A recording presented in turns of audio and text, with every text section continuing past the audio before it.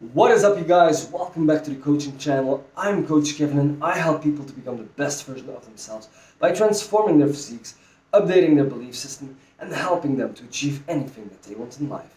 Now, today's coaching topic, guys, is going to be a nutrition related topic and is called Calories Are Not Just Calories, or are they? Well, this question has two answers.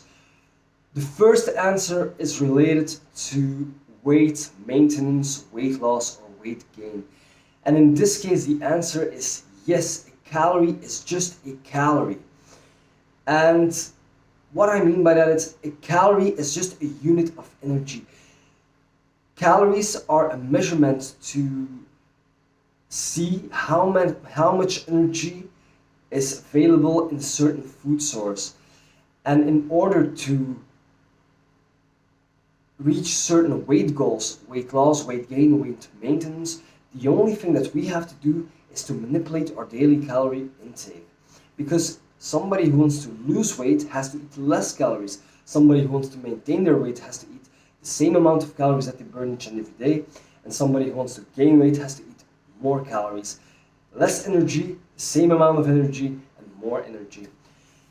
It is inevitable that somebody who eats less calories than they burn each and every day loses weight. Somebody who eats the same amount of calories each and every day that they burn will maintain their weight, and somebody who eats more calories each and every day will gain weight. Because that, my friend, is the law of thermodynamics, the law of energy expenditure, and the law of just energy in versus energy out. And that is by far the most important factor when you want to manipulate your weight. Now, I haven't said anything about the weight being muscle. I haven't said anything about the weight being fat. I've just talked about weight loss and weight gain.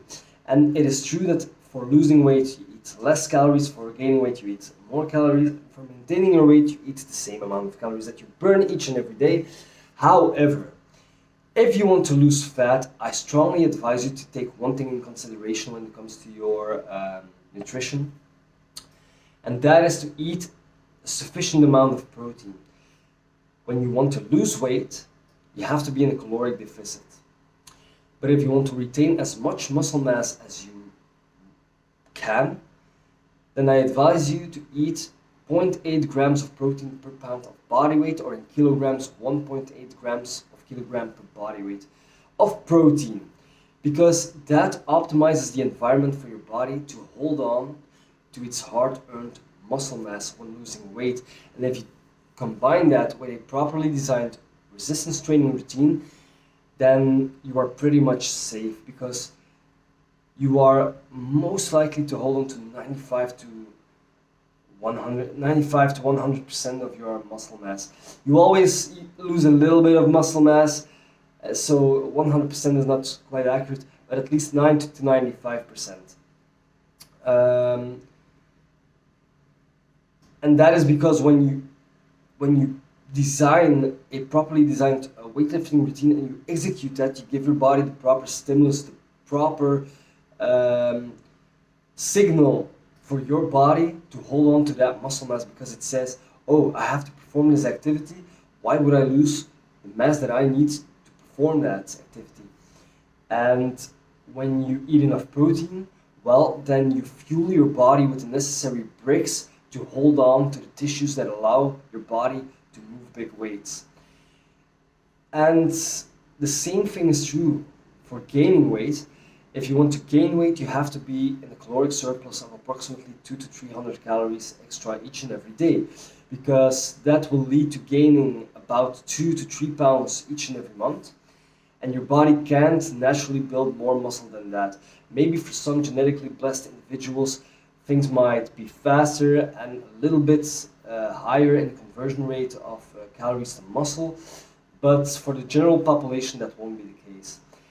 And when you perform a properly designed weightlifting or resistance training routine combined with a caloric surplus and an optimal amount of protein each and every day, well, I can guarantee you that you are doing the maximum amount of effort that you can possibly do to optimize the muscle building progress without gaining too much fat.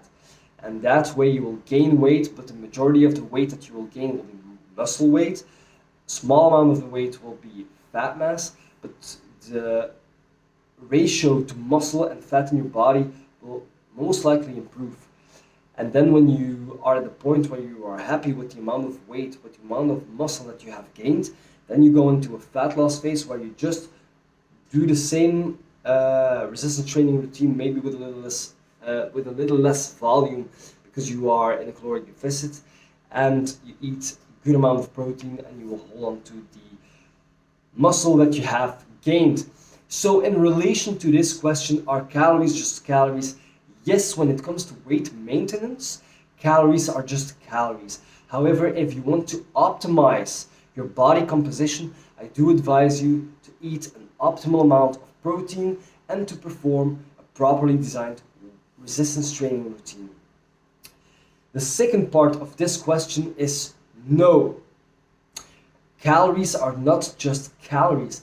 And the second part of the question is related to hormonal health. Listen, guys, if you want to improve your health and optimize your body composition, then yes, a calorie is just a calorie, because for body composition, all the things that I just explained are true. And even if you optimize your body composition, where you are at a low amount of body fat and have a good amount of muscle on your body, your health markers, your blood markers will improve dramatically. However, when it comes to your hormones, to testosterone, to cortisol, to estrogen, to SHBG, 6-hormone binding globulin, all those things are heavily influenced by the calories, the food sources that you take into your body, that you put into your body. And most people in this world have low testosterone because we live in an environment where a lot of processed foods are being eaten, where there is a lack of physical activity, where people don't sleep enough, where people drink too much, and as a result, even sometimes if they are not fat, their blood markers aren't really optimal. And to optimize your blood work, I strongly advise you to follow a hormone-friendly diet. I'm not saying that you should be a food Nazi or that you have to be obsessive with your food intake. I just say that from the amount of calories that you eat each and every day, to work on your body composition goals, make sure that 80% of those calories come from healthy foods that influence your hormones in a positive manner. Now, if you want to optimize your testosterone levels in the blood and want to reduce your estrogen, want to keep your cortisol at bay, and just want to create an optimal anabolic environment and a health environment for your body, so that you feel great, so that you perform great in the gym, that your sex life is great, that your blood work is great, and you are overall in great health, I strongly advise this. When it comes to protein sources, eat quality protein sources from grass-fed meat. If you are eating fattier meat, it is important that the meat that you eat is grass-fed, because most of the toxins of the low-quality meats in this day and age will be retained in the fat mass of the meat. If you can't afford organic meat or grass-fed beef or chicken or any other food source that is grass-fed, I strongly advise you to stick to lean cuts of meat such as chicken breast,